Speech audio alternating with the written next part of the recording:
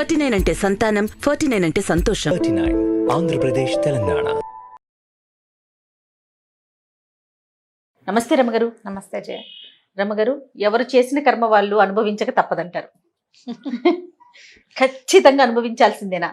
అనుభవిస్తారంటారా? తప్పకుండా తప్పకుండా. ఈ జన్మలోనా, నెక్స్ట్ జన్మలో? ఈ జన్మలోనే అనుభవించవచ్చు. కలికాలంలో, కలికాలం కాబట్టి మనం చేసిన సత్కర్మలు కానీ దుష్కృత్యాలు కానీ, పంచతంత్రంలో ఒక శ్లోకం ఉంది, చాలా ఏళ్ళైపోయిన శ్లోకం, మర్చిపోయాను కానీ 3 పూటల్లో, 3 రోజుల్లో, 3 వారాల్లో, లేదా 3 నెలల్లో, లేదా 3 ఏళ్లలో ఖచ్చితంగా మన ఫలితాన్ని మనం అనుభవించి తీరాలి. సత్కర్మైనా దుష్కర్మైనా. నువ్వు సహాయం చేయి, నీకు సహాయం దొరుకుతుంది. నువ్వు మోసం చేయి, నీకు మోసం దొరికి తీరుతుంది. దొరకకుండా కుదరదు. నువ్వు చేసిన రకం కాకపోతే ఇంకో రకంగా నువ్వు ఒకరిని హర్ట్ చేయి, నీకు హర్ట్ దొరికి తీరుతుంది. హర్ట్ దొరకాల్సిందే, లేకుండా కుదరదు. అది ఇంకొక రూపం అయ్యింది. ఎలాగైనా సరే, ఇప్పుడు వీడు చెంపకాయ కొడితే వాడే నీ చెంపకాయ కొట్టక్కర్లా, ఇంకోడెవడో కొడతాడు చెంపకాయ. ఒక్కోసారి కట్టుకుని పెళ్ళాం కన్న తల్లి కూడా కొట్టచ్చు. అలా కూడా అవ్వచ్చు, మనం చెప్పలేకపోతాం. ఒకళ్ళని తోటి మంచి కానీ చెడు కానీ చేస్తే అది అనుభవించక తప్పదు. కర్మానుభవం ఎవ్వరికీ తప్పదు. మళ్ళీ ఇందులో బుద్ధి కర్మానుసారిని అని చెప్తారు. బుద్ధి కర్మని అనుసరిస్తుంది. ఆ కర్మ మనకి ఇప్పుడు గోతులో పడాలి అని ఉంటే బుద్ధి కళ్ళు మూసుకుని నడవరా అని చెప్తుంది. కళ్ళు మూసుకుని నడిచి గోతులో పడతాం. వెళ్ళి పడటం అయితే గ్యారంటీ. ఇప్పుడు ఈ ఒట్టిగా లిటరల్లీ గోతులో పడడం, ఫిజికల్గా గోతులో పడడం కాదు. నువ్వు మోసపోవాలి అని కనుక నీ కర్మానుభవం అయితే నీ బుద్ధి గుడ్డిగా ఎదుటి వాళ్ళని నమ్ముతుంది. దానిలో నుంచి బయటపడలేమంటారా? బయటపడలేం. కర్మని తప్పించుకోవటానికి ప్రచండమైన భగవద్ అనుగ్రహం కావాలి. నేను అదే అడగపోయాను. ప్రచండమైన భగవద్ అనుగ్రహం కావాలి. అలాంటి అనుగ్రహం ఉంటే బయటపడతారు. ఆయనే తప్పిస్తాడంటారు. భగవంతుడే తప్పిస్తాడు. నువ్వు చేసే సత్కర్మ, నువ్వు ఇప్పుడు ఇవాళ గోతులో పడాలనే నీ మొహాన్ని రాసున్నప్పటికీ, నువ్వు నిన్న మొన్న చాలా యమాద్భుతమైన కార్యాలు ఏమైనా చేస్తే నువ్వు గోతులో పడే టైంకి దారైపోతున్న కోతైనా సరే నీ చేయిపుచ్చుకు లాగుతుంది, గోతులో పడుతున్నావు చూసుకోరా అని. నిన్న మొన్న చేయాలి, నువ్వు సరైన పని చేయాలి. అప్పుడు దీని నుంచి నువ్వు తప్పించుకోగలుగుతావు. దీనికి సంబంధించి అన్న కథలు ఉన్నాయా రమ్మగారు? కర్మానుభవం కథ ఒకటి ఉంది, బాగుంటుంది. పంచతంత్రంలోదే ఓ కథ. ఇది నేను అనుకోవటం కాకోలు కీయంలో కథ అని అనుకుంటున్నాను. మీకు మామూలుగా మనం హితోపదేశం చూస్తాము, ఇద్దరి స్నేహాలు కలగడం అంటే మిత్రలాభం, మిత్రభేదము, సంధి, విగ్రహం, అవి మనకు తెలుసు. అది హితోపదేశం. పంచతంత్రంలో ఏముందంటే ఇప్పుడు మిత్రలాభము, మిత్రభేదంతో పాటు కాకోలికీయము, అపరీక్షిత కారకము, తర్వాత అది 5వది ఇంకొకటి, ఆ పేరు గుర్తు రావట్లేదులేండి నాకు. అవి 5. వాటిలలో కాకోలికి ఏమంటే కాకులు గుడ్లగూపల కథ అనమాట. అది ఆ గుడ్లగూపల కథలో రకరకాల కథలు, ఒకడు ముందు ఒకడు వెనక, వాళ్ళు వీళ్ళు చెప్పి, కొన్ని కాకులు చెప్పినవి, కొన్ని గుడ్లగూపలు చెప్పినవి, అలా కథలు ఉంటాయి. అందులో ఈ కర్మఫలితపు కథ ఒకటి ఉంటుంది, బాగుంటుంది సరదాగా. చిన్నప్పుడే అంటే నేను చిన్నప్పుడంటే మరీ చిన్నప్పుడు కాదు, కాలేజీలో ఉన్నప్పుడు మా నాన్నగారి మేనమామ అంటే వాళ్ళు మా కాలేజీలో లెక్చరర్స్గానే ఉండేవారు. మా కాలేజీలోనే, కళాశాలలోనే, సంస్కృత కళాశాలలోనే చదువుకున్నారు. అక్కడే ఆచార్యులుగా కూడా పనిచేశారు. నేను చేరే సమయానికి మా నాన్నగారి ఆఖరి మేనమామ కూడా వర్కింగ్లోనే, ఇంకో 2 ఏళ్ళు 3 ఏళ్ళు సర్వీస్ ఉంది ఆయనకి. ఒక తాత మాత్రం 1 సంవత్సరం ఉండి వెళ్ళిపోయారు. ఈయన లక్ష్మణాచార్యులు గారు, ఆయన పేరు లచ్చితాత అనేవాళ్ళం. మా నాన్నగారి కంటే కొంచెం చిన్న, కొద్దిగా చిన్న. మా నాన్నకి మేనమామే కానీ కొద్దిగా చిన్న, చాలా కాదు కొంత చిన్న. లచ్చు అని పిలిచేవారు లక్ష్మణాచార్యులు, మేము లచ్చితాత అనేవాళ్ళం. ఆయన తెలుగు పాఠం చెప్పేవారు. ఒక క్లాస్లో ఒక విషయం చెప్తుండేవారు. ఆయుర్వేదం మహాఘనమైన వైద్యం, ఆయుర్వేదంలో భలే ప్రచండమైన రోగాలు తగ్గుతాయి అని నారాయణాచార్యులు గారిని ఒక ఆయుర్వేద వైద్యుల గురించి చెప్తున్నారు. నేను చెప్పబోయే కథకి ఇది నాంది, అందుకే నేను చెప్తున్నాను అనమాట. ఇప్పుడు నేను ఈ లచ్చితాతను తలుచుకోగానే నాకు ఒక సంతోషం వస్తుంది, కథ గుర్తొస్తుంటుంది. అయితే ఆయన 2-3 సార్లు ఇది చెప్పారు, అలా బుర్రలో ఉంది. ఇది ఎప్పటి సంగతి అంటావు? 86లో. ఎప్పటి కథ. అయితే ఏంటంటే నారాయణాచార్యులు గారని ఒక గొప్ప ఆయుర్వేద వైద్యులు ఉన్నారు, మా చుట్టుపక్కల ఉండుంటారు బహుశా. ఆయన దగ్గరికి ఒక పేషెంట్ని తెచ్చారట. ఆ పేషెంట్ ఒక వైశ్య కుటుంబానికి చెందిన ఆయన, బాగా డబ్బులు గిబ్బులు ఉన్నాయి ఆయనకి. ఆయన మనిషి సన్నగానే ఉన్నాడు, కాళ్ళు చేతులు పుల్లలాగా అంటే సన్నగా ఉన్నాయి, ఇంత బొజ్జుందట ఆయనకి. విపరీతమైన ఆకలిట ఆయనకి. అన్నం వేళకి ఆగలేడట ఆయన, అరిచేర్చి కేకలు పెట్టేస్తాడట. కొంచెం పల్చగా ఉన్న పొట్ట అన్నం తినగానే ఇంత అయిపోతున్నాయి, ఎంత తిండి చాలదు ఆయనకి. కాళ్ళు చేతులు సన్నబడిపోతున్నాయి, పొట్ట మాత్రం ఇంత ఉంటుంది. ఆ పొట్టని మోసుకోలేకపోతున్నట్టు ఆయన, బాణపొట్టలాగా. అసలు పొట్ట మరి బాణపట్ట అంటే మనిషి ఆకారం ఉండి దాంతో బొజ్జ కూడా ఉందనుకో, పోని ఒక రకం. ఏ మనిషి లేకుండా ఆ ఒట్టి బొజ్జే ఉంటే ప్రెగ్నెంట్ లేడీస్ లాగా ఆడాళ్ళు భరించేస్తారు, మగవాళ్ళకి కష్టం. దాంతో ఏమైంది, ఈయనకి అస్సలు ఒంట్లో బాగుండేది కాదట. వాళ్ళు అక్కడ ఇక్కడ తిప్పి ఏం వైద్యం చేయించినా ఆయనకి తిండి పిచ్చి తగ్గలేదు, ఆ బొజ్జ ఎంత అయిపోవటము తగ్గలేదు. ఆయనకి నారాయణాచార్యుల గారి దగ్గర తీసుకొచ్చారు. తీసుకొస్తే ఒక 2 పూటలు చూశాక ఆయన ఏం చేశారట, వీడిని తిరగేసి కట్టేయండి రా అని చెప్పారట. ఆ ఇంట్లో దూలాలు ఉంటాయి కదా, పాత ఇళ్ళలో ఏమిటి పెంకుటిళ్ళకి దూలాలు ఉంటాయి, పూరింటికి కూడా దూలం ఉంటుంది. ఆ పెంకుటింటికి కిందకున్న దూలానికి ఈయన్ని కాళ్ళు పైకేసి తల కిందకి పెట్టి కట్టేశారు, బాగా ఎత్తు మీద. కట్టేసిన తర్వాత ఇక ఆయనకి కాసేపు అయ్యేసరికి కొద్దిగా భయం వేస్తుంది, టెన్షన్ వచ్చేస్తుంది, తల కిందలుగా వెళ్ళాడేస్తే. ఆయన మూలగటం మొదలుపెట్టాడు, ఏడ్చాడు, సణిగాడు, ఏం చేసినా సరే ఎవరు మాట్లాడదన్నారు. ఆయనకు అన్నం వేళ అయిపోతుంది ఈ పేషెంట్కి. ఇక ఏడవటం మొదలుపెట్టాడు, అరుపులట, ఆకలి ఆకలి ఆకలి అరుస్తూనే ఉన్నాడు. ఎంత అరిచినా గింజు తెచ్చినా ఎవ్వరూ ఆయనకి మంచినీళ్ళు ఇవ్వలేదు, మా అన్నం పెట్టలేదు, మాట్లాడకుండా ఊరుకున్నారు.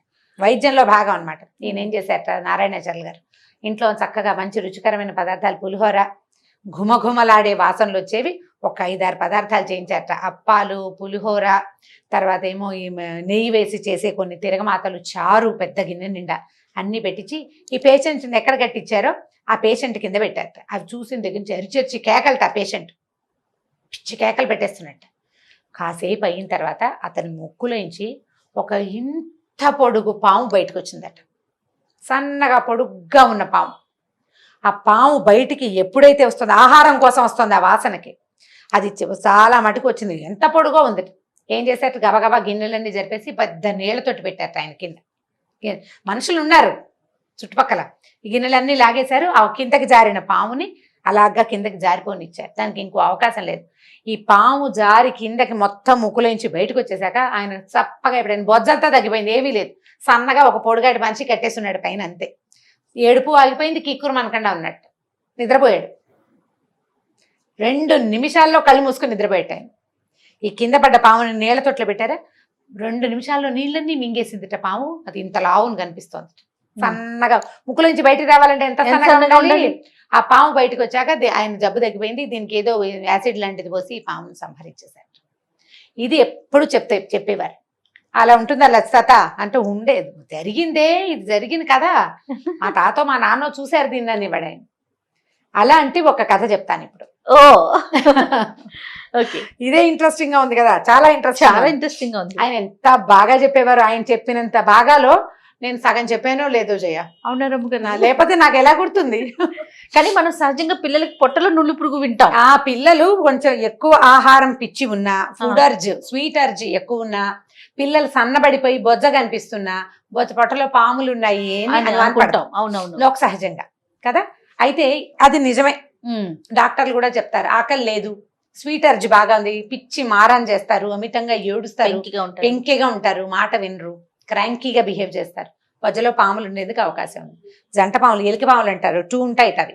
ఒక్కొక్కసారి అవి లంగ్స్ లోకి, శ్వాసనాళంలో కూడా వచ్చేసి పిల్లల పిచ్చి దగ్గుతే దగ్గులోంచి కూడా బయటకు వచ్చేస్తాయి, నోట్లోంచి కూడా. అలా కూడా జరుగుతుంది. అవునా రమ్మగారు, వచ్చేస్తుంది. ఒక పాము కనుక వచ్చి కనపడింది అనుకో, రెండోది ఖచ్చితంగా ఉంటుంది. దానికి ఆ పారాసైటివ్ ఏదైనా ఒక మందు వేయించుకుంది, ఆ రెండో పామును కూడా బయటికి పోయేలాగా చేసుకోవాలి. పారాసైట్స్ ఉంటాయి శరీరంలో, ఇలా జరుగుతుంది. డాక్టర్లకు తెలుసు. ఎవరి పిల్లలకైనా ఇలాంటి అనుభవం ఉంటే తల్లులకు కూడా తెలుస్తుంది, పెద్ద విశేషం ఏం కాదు. పిల్లలు అతి క్రాంకీగా తిండి తినకుండా, తిండికి సతాయిస్తూ ఎప్పుడు చాక్లెట్లు, బిస్కెట్. మొన్న మన డాక్టర్ గారు చెప్పారు, నేను మనం హనీని తీసుకువెళ్తే నిదట్లో పళ్ళు కొరుకుతా ఉన్నా పాములు ఉన్నట్టు అనేసి మందు వాడుతా ఉన్నాను. నిద్రలో పళ్ళు కొరుకుతుంటే నులిపురుగులు ఉన్నట్టు. అవునట. దురదలు, ఒంటి దురదలు పెట్టడం, స్కిన్ అలర్జీస్, దురదలు, నడుం కింద భాగంలో అక్కడ దురదొస్తున్న పిల్లలు గోకుతుంటే కూడా అలా ఉండొచ్చు. ఈ నెగ్లెక్ట్ చేయకూడదు అనేసి సందర్భంగా ఇది ఒక విషయం అనమాట. ఇలాంటి ఏమైనా కనిపించినా వెంటనే డాక్టర్ని చూడాలి, మంచి డాక్టర్ వెతుక్కోవాలి, అంతే.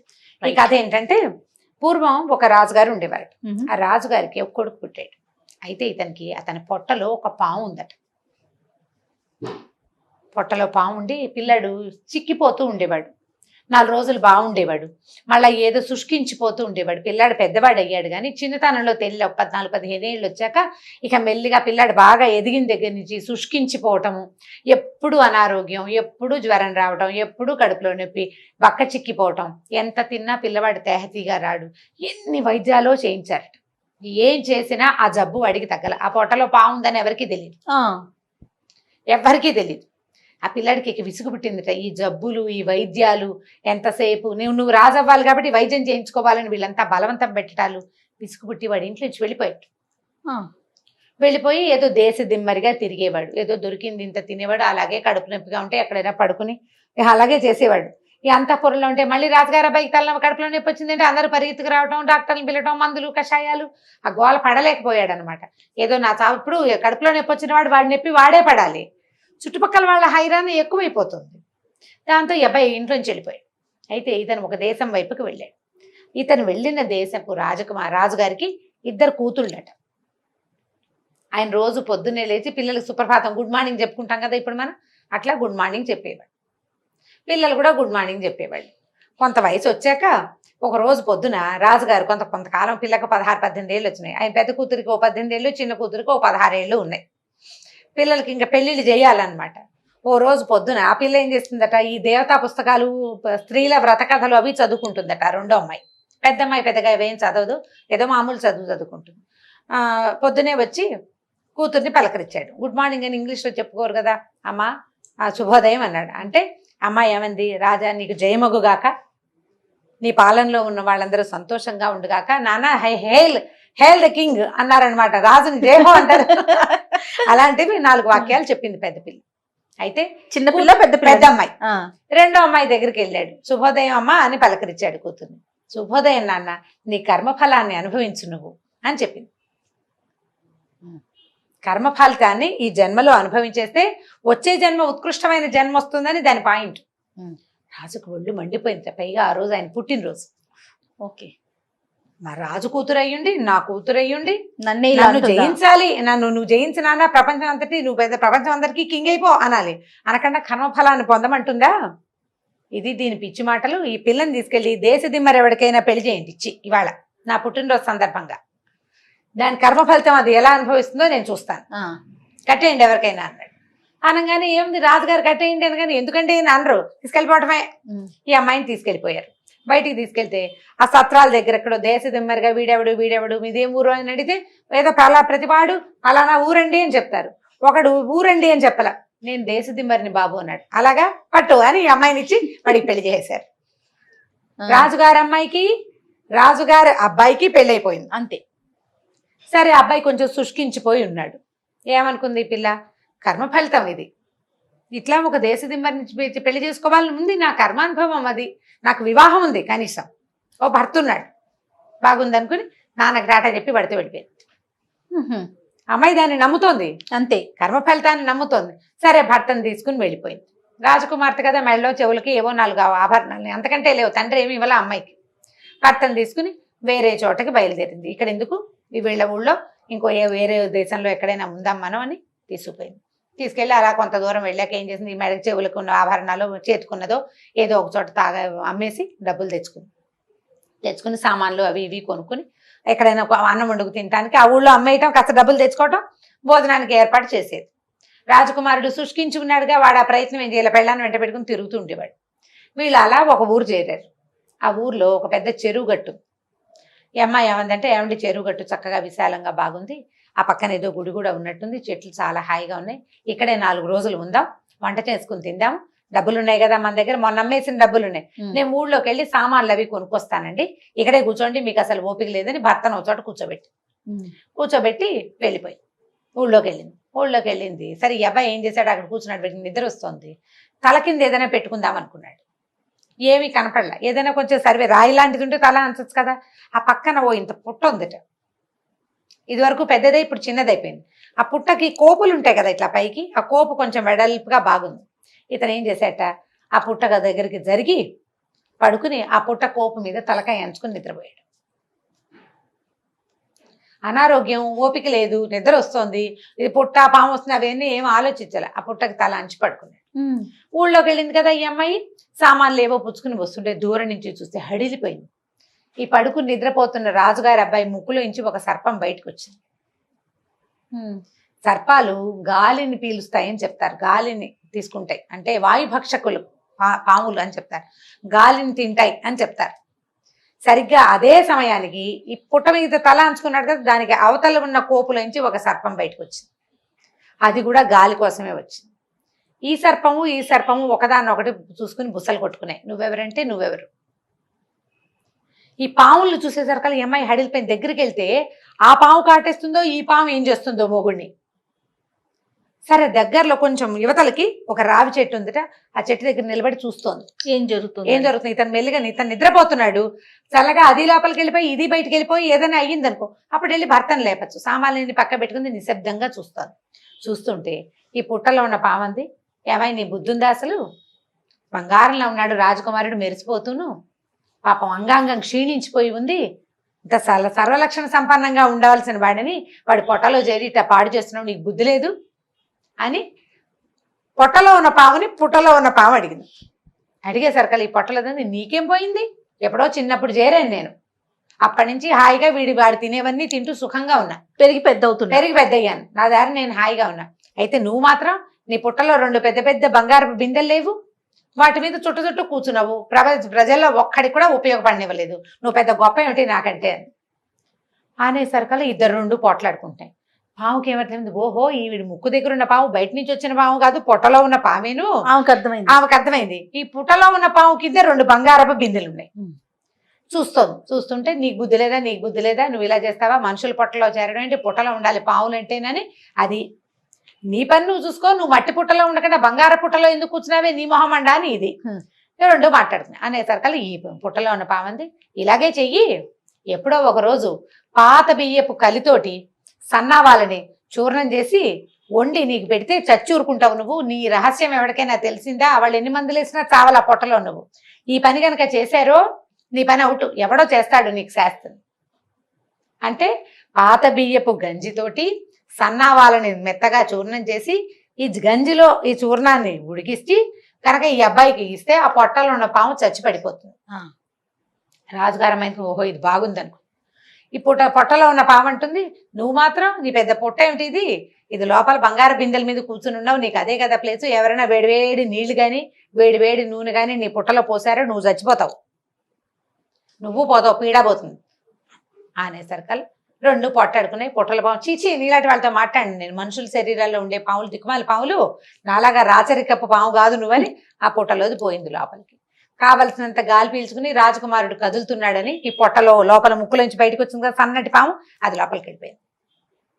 ఈ అమ్మాయి గబగబా భర్త దగ్గరకు వచ్చింది. ఏమండి స్థిమితంగా కూర్చుండి, నేను మళ్ళీ బజార్ వెళ్ళొస్తానని మళ్ళీ వెళ్ళి ఏం చేసింది, అన్ని పాత బియ్యం కొనుక్కొచ్చింది. పాత బియ్యం, ఆవాలు, అక్కడి నుంచి ఒక 2 సోలాల నూనె మోసుకొచ్చుకుంది. ఎవరో కూలీని కూడా తెచ్చుకుంది. మరి ఇవన్నీ తెచ్చుకోవద్దు సామాన్లు. అక్కడి నుంచి పక్కన పొయ్యి రాజేసింది, వంట చేసింది. ఆ అన్నం బియ్యం వార్చి ఆ వార్చిన గంజిని చక్కగా మళ్ళీ పొయ్యి ఎక్కించి ఆవాలు కూడా పట్టుకొచ్చింది కదా, ఆ పక్కన ఉన్న కొండరాయితో నున్నగా నూరి ఆ పొడెత్తి అందులో పోసింది. అది శుభ్రంగా గంజి కాగేసి దాన్ని పక్కకు పెట్టింది. పక్కకు పెట్టి పెద్ద మూకుడు కూడా తెచ్చింది బజార్ నుంచి. ఆ మూకుడు ఎక్కించి దాని నిండా నూనె పోసి పొయ్యి మీద కాగబెట్టింది. సరే భర్త ఏమంటే ఆకలిస్తుంది, అన్నం తింటారా అని అడిగి వాడికి అన్నం పెట్టి చక్కగా ఈ గంజిని గ్లాసులో పొడిచి తాగేసేయండి, ఇది మందుట అని చెప్పి ఆ గంజి ఇచ్చేసింది మొగుడికి, తాగించింది. శుభ్రంగా తాగేశాడు ఆయన. తాగేశాడు. ఈ లోపల ఈ నూనె బాగా మరిగింది. భర్త ఆహారం తిండి అయిపోగానే ఈ మరిగిన నూనెని ఏమండి పక్కన పట్టుకోండి అని 2వ పక్కన పట్టించి 2 కలిసి తీసుకెళ్లి ఆ నూనెని ఎత్తి ఆ పుట్టలో పోసారు. 1 గంట అయ్యేసరికి ఈ భర్త, ఏమే నాకు మళ్ళీ ఆకలిస్తుంది అన్నం పెట్టవా అన్నాడు. అప్పుడు అంతకింతే అన్నం తిన్నాడు, గంజి తాగాడు. పొట్టలో పాము చచ్చిపోయింది. మొహం కింద ఇట్లా కళ్ళ కింద చారులు అవి ఉండేవి. 1 పూటలో నార్మల్ అయిపోయాడు. అక్కడి నుంచి పాము కాస్త పోయింది. మెల్లిగా నాకు కడుపులో నొప్పి వస్తుంది, నేను ఎక్కడికైనా వెళ్తానని చెరువు దగ్గరికి వెళ్ళొచ్చాడు. మోషన్లో పాము పడిపోయింది బయటికి. వెంటనే వీళ్ళు స్థిమిత పడిపోయారు. ఈ అమ్మాయి ఏమందంటే, ఏమండి 2 కర్ర పుల్లలు పట్టుకురండి, ఈ పుట్ట తవ్వుదాము, ఇందులో ఒక రహస్యం ఉందని భర్త తను కలిసి శుభ్రంగా తవ్వారు. ఆ లోపల పెద్ద పాము చచ్చిపడింది. దాని కింద 2 ఇంత బంగారు బిందెలు ఉన్నాయి, నిండా వజ్రాలు అవి ఉన్నాయి. ఈ అమ్మాయి ఏం చేసింది, భర్త స్వస్థత చెందిపోయాడు కదా, అక్కడి నుంచి ఈ బిందెల్ని తను తెచ్చుకున్న సామాన్లలో కామ్గా కలిపేసి ఊళ్ళోకి పోయి ఓ బండి మాట్లాడుకుని భర్త నా బండి ఎక్కించి పదండి మన ఊరు వెళ్ళిపోదామని భర్త తాలూకు రాజ్యానికి తీసుకెళ్ళిపోయింది. 2 బంగార బిందెలతోటి ఆరోగ్యం చేకూరి వెనక్కి వచ్చిన రాజకుమారుని చూసి ప్రజలందరూ ఆశ్చర్యపోయారు. అమ్మాయి ఎంత బాగుందో, ఇదేం దారిపోయే అమ్మాయి కాదు, ఫలానా రాజుగారి కూతురు కూడా. అదే ఆ అమ్మాయి కర్మఫలాన్ని ఎలా అనుభవించింది? దేశదిమ్మరిని పెళ్లి చేసుకుని చివరికి వాడి అనారోగ్యాన్ని, ఆ పక్కనున్న అనారోగ్యాన్ని తగ్గించుకుని పక్కనున్న దారిపోతున్న చోట ఉన్న దాని బంగారాన్ని కూడా స్వాధీనపరుచుకుని తన రాజ్యానికి తను వెళ్ళిపోయింది. ఆ అబ్బాయికి భార్య కదా, రాజ్యానికి రాణి కదా అమ్మాయి. ఆ రకంగా కర్మ ఫలితం అలా వెతుక్కుంటూ వస్తుంది. మరి వాళ్ళ నాన్న గురించి చెప్పింది కదండి, రాజుగారి గురించి. అవును, రాజు ఆయన ఏం చేశాడు? కూతుర్ని దేశదిమ్మరికి ఇచ్చిన పేరు పోతుందా? రాజు జన్మలో పోగొట్టుకోగలదా దాన్ని? ఓకే, ఆ కర్మ అనుభవించాడు. ఆ కర్మ ఆయన అనుభవిస్తాడు. కూతురు వెళ్ళిపోయిన దుఃఖం, తను శపించి నాశనం కావాలని కోరుకున్న కూతురు రాణి అయిపోయింది. ఆ పెళ్లి తను చేసినట్టు కాల, ఎప్పటికీ ఆ చెడ్డ పేరు ఆయన పోగొట్టుకోలేడు. దేశదిమ్మరికి పిల్లనిచ్చిన ఇది పోతుందా? పోదు కదా. ఆయన కర్మఫలం అది. ఈ అమ్మాయి కర్మఫలం ఏంటంటే కర్మ ఫలితాన్ని అనుభవించి తీరాల్సిందేనని దొరికిన భర్తతోటి సంతోషంగా అతని వెనకాల వెళ్ళినందుకు ఆ అమ్మాయికి ఇది దొరికింది. అమ్మ ఫలితం అది, అది జరగాలి కాబట్టి ఇది జరిగింది అనమాట. కాబట్టి ఇవన్నీ లింక్డ్ గా జరుగుతాయి. ఇప్పుడు ఈ రాజకుమారుడి ముక్కులోకి పాము ఎలా వచ్చింది అని ఎవరైనా అడుగుతారని ముందు మా లచ్చతాత కథ చెప్పాను అనమాట. నిజంగా అలా వస్తాయి అంటారా రమ్మగారు? అది జరిగిందట. ఇది ఎప్పటి సంగతో కదా, 100, 200, 150 ఏళ్ల క్రితం ఎప్పుడో జరిగింది. కానీ ఇప్పుడున్న మన ఈ సైన్స్ కి అంత దాకా రాకుండానే అంత దాకా అంటే ఇప్పుడు క్యారెట్లలోనూ ఆకుకూరల్లో వచ్చిన పురుగులు మెదడులో చేరిపోతున్నాయని, సన్నగా అది ఇంత పొడుగుందని ఆయన ఎవరో క్రికెటర్ వాళ్ళ అమ్మకో ఇక్కడ ఎక్కడి నుంచో తీసారని ఇక్కడ ఒక గుబ్బలాగా వచ్చిందట ఆవిడికి తెత్తున. అది ఏంటంటే ఈ పాము, లద్దె పురుగు లాంటిది, ఒక సన్న పురుగు ఏదో అంటారు, టేప్ వాము ఏంటో పేరు గుర్తులేదు నాకు. అది తీసారు. దానివల్ల ఆవిడకి విపరీతమైన తలనొప్పి వచ్చేదట. పొట్టలోకి వెళ్ళిన పాము మెదడు దగ్గరికి ఎలా చేరింది అంటే జరగచ్చు కదా. అంతే, ఇలాంటి ప్రూఫ్స్ ఉన్నాయి, కొన్ని కనపడుతున్నాయి. ఇంత బారెడు పాము ఆహారం కోసం బయటికి రాలేదేమో గానీ బ్రెయిన్ లో ఉండి తలనొప్పిని తెచ్చింది. అది మనం చెప్పలేకపోతాం కదా. అవును, కానీ ఏదేమైనా పొట్టలో పురుగులు ఉంటే మాత్రం పిల్లల్ని మనం చాలా జాగ్రత్తగా చెవిలోకి కూడా కొన్ని రకాల దోమలు వెళ్ళిపోయి గుడ్లు పెట్టేస్తాయి జయ. అలా కూడా జరుగుతుంది. అలాంటి ఒక కేసు కూడా నేను చదివాను, అమెరికాలో ఎక్కడో జరిగిందని. అమ్మాయి చెవిలో ఇవి ఉన్నాయట, లార్వాలు ఉన్నాయట. రేర్ కేసులే కానీ జరుగుతాయి. మనం ఇప్పుడు చూడండి, అడవుల్లో అక్కడ తిరగడానికి వెళ్ళినప్పుడు చెవుల్లో కాటన్ పెట్టుకోవాలని చెప్తారు ఖచ్చితంగా కదా. నీకు మరి జాగ్రత్తగా ఉండాలి. పిల్లల పొజల్లో ఉంటే ఇంతంత అవ్వవు, కానీ జాగ్రత్త పడడం మంచిది. రైట్. కానీ స్టోరీ కూడా చాలా బాగుంది రమ్మగారు, మంచి ఇంట్రెస్టింగ్ అనిపించింది.